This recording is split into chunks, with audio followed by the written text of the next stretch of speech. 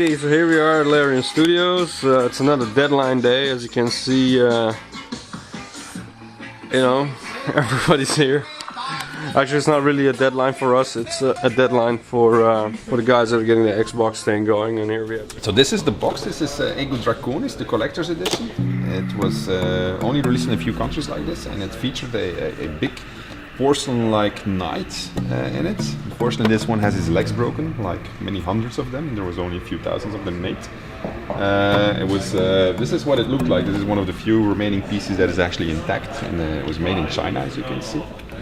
And we're very happy, and you can open letters with it, so it's pretty cool. You look at the back of the box, what do you see? It says "Free the dragon within you." It's because in this game you could turn yourself into a dragon. And it also claims that you have dynamic quest structure and all kinds of cool things which feature in an epic role-playing game. Looking back at this now and thinking of what was supposed to be on the back of that box, it's clear that we had to make really a lot of cuts, actually. I remember that I went to the UK, pitched it to a major publisher, and the team had been working very hard on preparing a video, and this video was supposed to show the vision behind the game, so what all things were that you were going to be able to do in the game. And so it showed you that you could turn yourself into a dragon at will, anywhere in the game, and you had massive epic air-to-ground dragon combat. Well, what we actually did was not a single particle, that was just launching a fireball every 20 milliseconds at the enemy, and that made it look like a continuous stream of fire. Just a small moment, you really felt powerful, torching the earth. You couldn't target anyone accurately. You were just spewing fire everywhere, and you couldn't really aim to and yeah, it killed everyone, but it was not really fun or anything. We allowed it for one boss fight. It was against the Dragon Terror Patrol. It was this group of 5 guys that specialized in killing dragons, and they had made a device that prevented you from turning into a dragon. And to stop you from disabling it, one of the guys had swallowed it. But if you killed him, then the thing was disabled, so you couldn't turn into a dragon and kill the rest. But I don't know if anyone ever actually realized that you could do that, because it was not very explicit. They just said that, and yeah, but they were really, yeah, exactly. They were because they were really strong. They were kicking your ass. But if you knew that you could just kill one of the 5 and then from then on turn into a dragon and kill the rest, then it was an easy fight. But I don't think anyone ever found out. But the Dragon Terror Patrol, that's also short for DTP. Yeah. I know. Yeah. That's how smart we are. So yeah, that was a little wink. You wanted to make fun of the publishers, actually? Or? No. It was an homage to them, because, well, yeah, I mean, that's what we do. No, we never make fun of anyone. That's not our style. That you could also turn yourself into a half dragon. So that was a form that we thought up so that you would be able to also turn into a dragon in a dungeon, because if you try to fly in a dungeon, it's rather painful. I think it was balancing wise, because I mean, people would always be a half dragon. There's no downside to being the half dragon. He got back into the game as a as an elf dragon, I think. Dragon elf. Yeah, dragon elf. That was the name. Yeah, we did reuse the model for a species on the ones on... We didn't really reuse him. At first he looked like this. I think it was fun to play, but it wasn't special enough. In the end, I think we just stopped using them because as we started fleshing out the normal hero, the warrior, the melee skills, etc., we noticed those are actually more fun than the half dragon, which only had a limited set of skills. According to programmers, design couldn't do it because it was unbalanceable. And according to design, programs couldn't do it because it was too slow. Exactly, the Xbox didn't do it. We had to remove like half the characters from Dragons. Yeah, it was disgusting. All the animals in Broken Valley as well, like all the animals, they had to be removed because that was too many characters in the same area. You know the killer bunny that appears when you kill 30 bunnies? Then there were not enough bunnies in the game to make it appear. So, and because it was an achievement to kill it, we had to make sure it was in. So we had to put bunnies back in, to make sure we had at least 30, so you could do it. Yeah, it was crazy. We had this half dragon, so we also had a very extensive combat system which featured all kinds of moves that you could do, including blocking and parrying and evading and jumping in all kinds of directions. And it all looked very neat. We had multiplayer, which was a big feature, so the quests were going to be done such that you could play them in single player, but you were going to have a separate campaign, so you could play in multiplayer. We started off with a different branch in multiplayer, and it worked-ish until halfway, and then we needed more focus on the other parts of the game, so the focus shifted away from multiplayer. And eventually it became way too much work to get multiplayer back in. Because they couldn't make the quests interesting enough. With multiplayer it's a lot more complex, as we're noticing now. Well, let's just say it's design reasons, but the technical stuff was an added bonus when we scrapped it. Yeah. Because it was a lot of work, But it was actually working.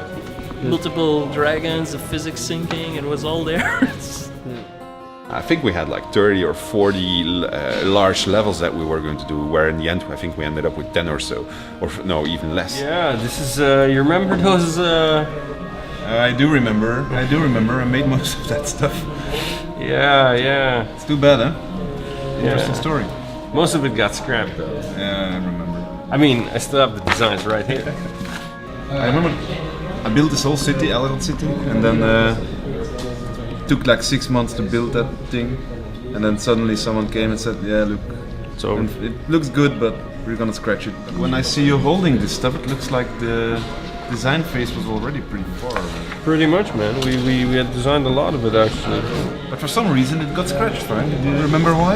Yeah, I remember why. Apparently we couldn't make it to the deadline, and back then we were making Flames of Vengeance, and we might as well just kept it in and made it better with Dragon Knight Saga, like we did with the rest of the game.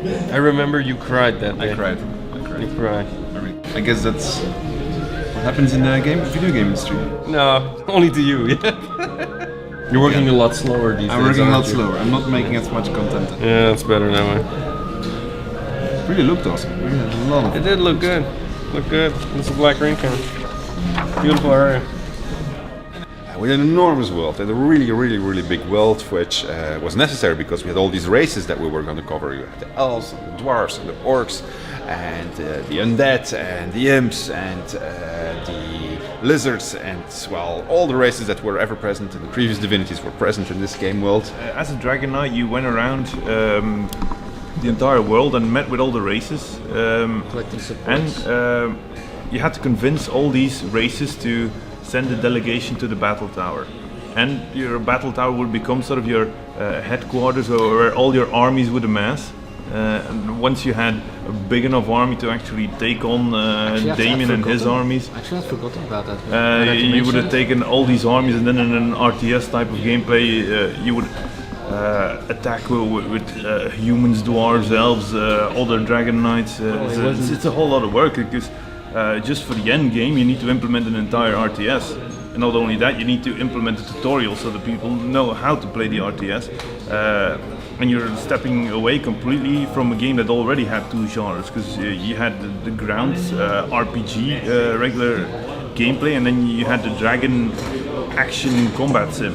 We had a battle tower, which was like a central hub where you were going to accumulate not only troops to help you in the end fights, but also Cyclopses, who were kind of servants that were going to serve you in this tower, and you could customize the tower like it would be a Sims type of game.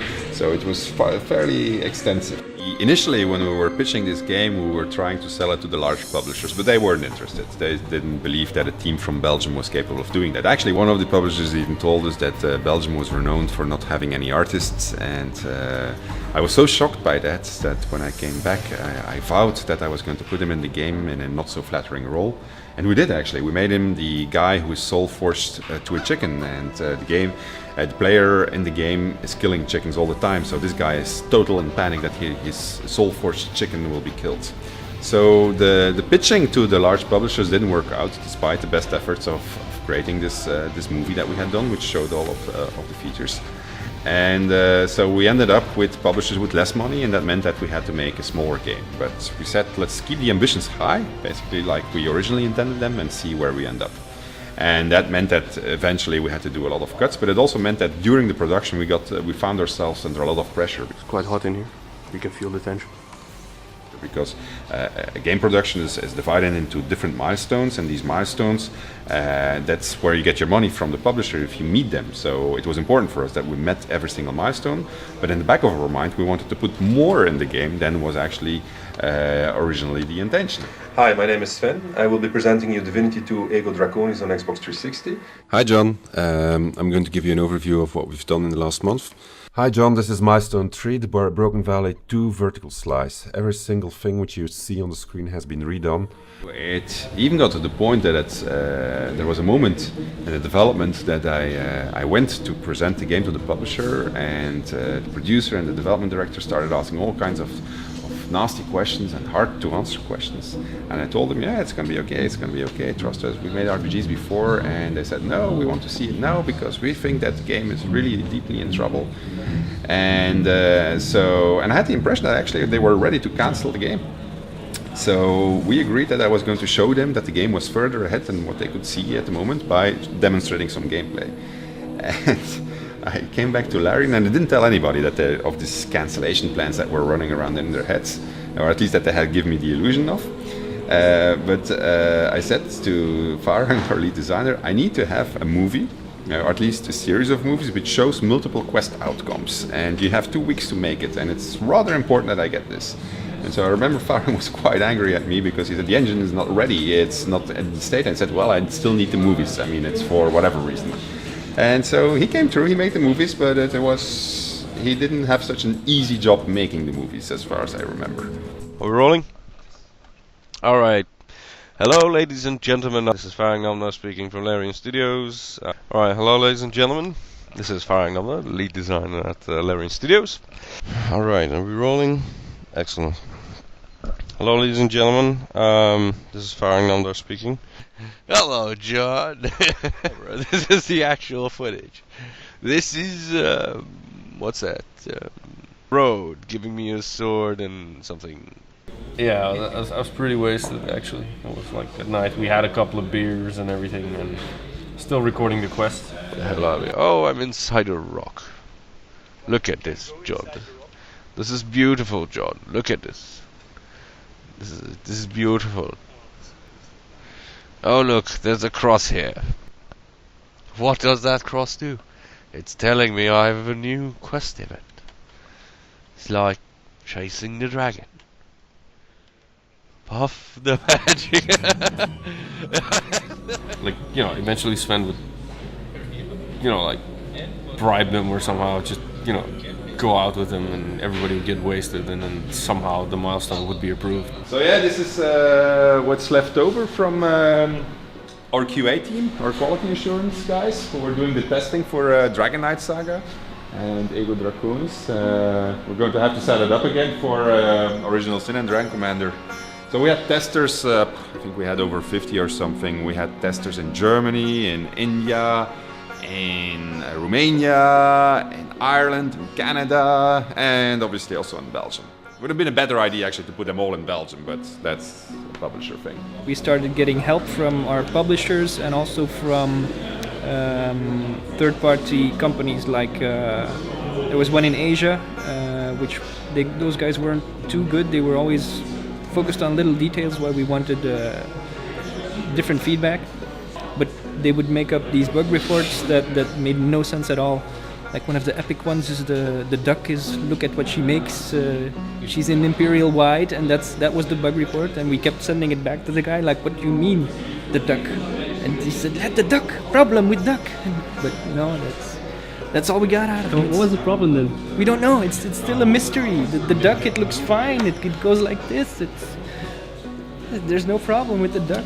So now we're making this anthology box. This is the prototype actually, and it's bringing back a lot of memories because it spans 10 years of Divinity. See, that's Matthew with a stick. He's famous. He pokes with the stick. See? I think you hurt someone.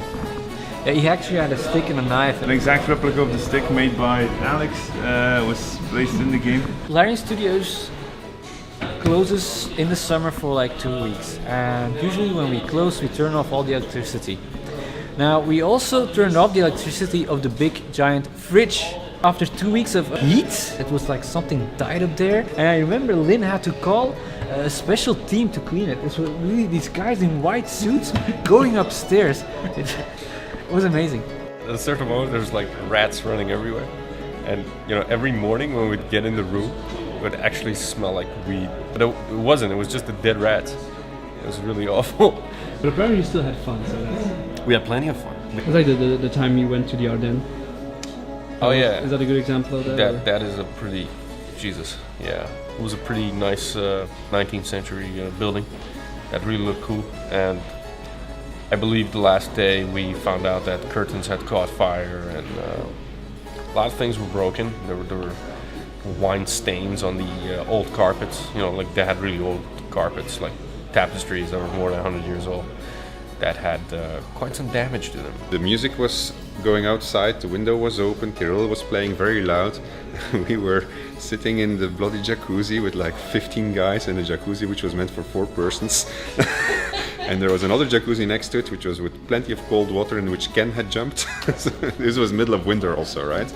But yeah, not a lot of people were here that still remember that day. Good days. We had a lot of fun. We really had a lot of fun. But we also had a lot of hard times and a lot of work. And there were a lot of sleepless nights, and the sleepless nights, they were not always caused by the actual work, but sometimes they were the strangest things. I mean, I remember Kirill flooding the office and getting a phone call at 3 o'clock at night by a panicked artist saying, Sven, come to the office. There's water everywhere. The water was really streaming down the stairs everywhere. It was seeping through the ceiling. It was flooded. All the ceiling tiles were damaged. All the carpets, everything that was standing on the floor was ruined. Do you now change your approach on making the RPG? The thing is, you always know where you start, but to be honest, you never know where you're going to end. So the best approach I've learned is that you try to have fun as you make it, and then hopefully that fun is going to brush off on the player. He's going to have fun too, and you do your best. What more can you do? Despite all the overtime, the long hours, the fights, the everything, at the end of the day, it's still an awesome group of like-minded people who get to make video games. I mean, how many people can say that? Yeah. Well, 40.